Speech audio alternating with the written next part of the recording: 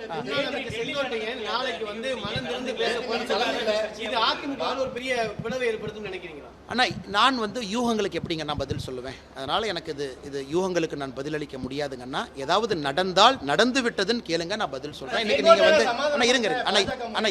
இருங்க அண்ணன் டிடிவி அவர்களுடைய முடிவை பத்தி நடந்து முடிஞ்ச ஒரு விஷயத்தை இன்னைக்கு கேட்டீங்க, நான் பதில் சொல்றேன். நடக்காத ஒரு விஷயத்தை நடக்கும் என்று எதிர்பார்க்கக்கூடிய ஒரு விஷயத்தை அந்த யூகத்திற்கு நான் பதில் சொன்னா அது சரியா இருக்காதுங்கண்ணா. சர்ச்சையெல்லாம் இது ஒன்றும் இல்லைங்கண்ணா. என்னை பார்த்தா தலைமையில் அதிருப்தி இருக்கிற மாதிரி எனக்கு தெரியுது. அதெல்லாம் இல்லைங்கண்ணா.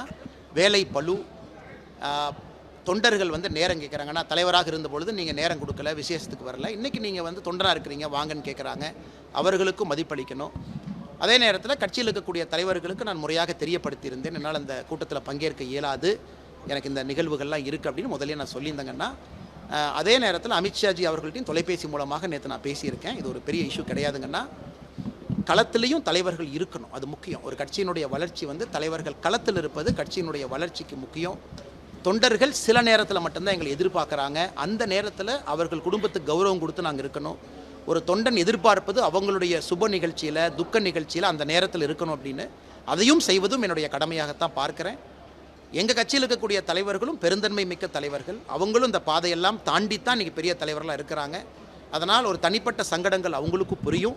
அதனால் இதை யாரும் பெரிதாக எடுத்துக்கொள்ள மாட்டார்கள். எல்லோரும் பெருந்தன்மையாகத்தான் அதை பார்ப்பாங்க. அதிமுகவிலிருந்து பிரிஞ்சு போன தலைவர்கள் மீண்டும் தேர்தலுக்கு முன்னாடி செய்யறதுக்கான சூழலாம் பாஜக உருவாக்குறதுக்கான சாத்தியக்கூறுகள். ஆனால் ஒரே கேள்வியை மாற்றி மாற்றி வேர்ட்ஸை மாற்றுறீங்க தலைவா. நான் பதில் சொல்லிட்டேங்கன்னா யூகத்துக்கு நான் பதில் அளிக்கலைங்க.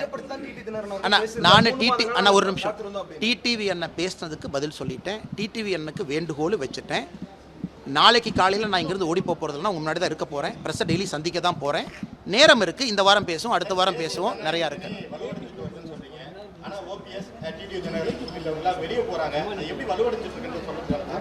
அண்ணா இல்லை அண்ணா ஒரு நிமிஷம் இருங்கண்ணா. ஒரு நிமிஷம். நான் டிடிவி அண்ணனும் ஓபிஎஸ் அண்ணனும் போயிட்டாங்கன்னு நான் சொல்லிங்கண்ணா. மன வருத்தம் இருந்தாலும் கூட மறுபரிசீலனை செய்வார்கள். இது ஒரு நம்பிக்கைங்கண்ணா. இரண்டாவது, ட்ராக்ஷன் இந்த கிரவுண்ட் நெரேட்டிவ், யார் வேண்டாம் யார் வேண்டும் என்கின்ற மக்களுடைய முடிவு. இதன் அடிப்படையில் சொல்கிறேன். எலெக்ஷனுக்கு இன்னும் ரொம்ப நாள் இருக்குது, ரொம்ப தூரம் இருக்குது. எல்லாம் சரியாக இருக்கும், நீங்கள் கவலைப்படாதீங்க. அண்ணா நான் தான் சொல்லிட்டேங்கண்ணா. அண்ணா யூகங்களுக்கும் நடக்காத ஒரு விஷயங்களுக்கும் நான் பதில் சொன்னால் சரியா இருக்காதுங்கண்ணா. நடந்த விஷயத்தை கேளுங்க, நான் பதில் சொல்கிறேன். வேறங்கண்ணா தலைவா, நீங்கள் அதே கேள்வியை திரும்ப கேட்டால் அதே பதில் தான் தலைவா.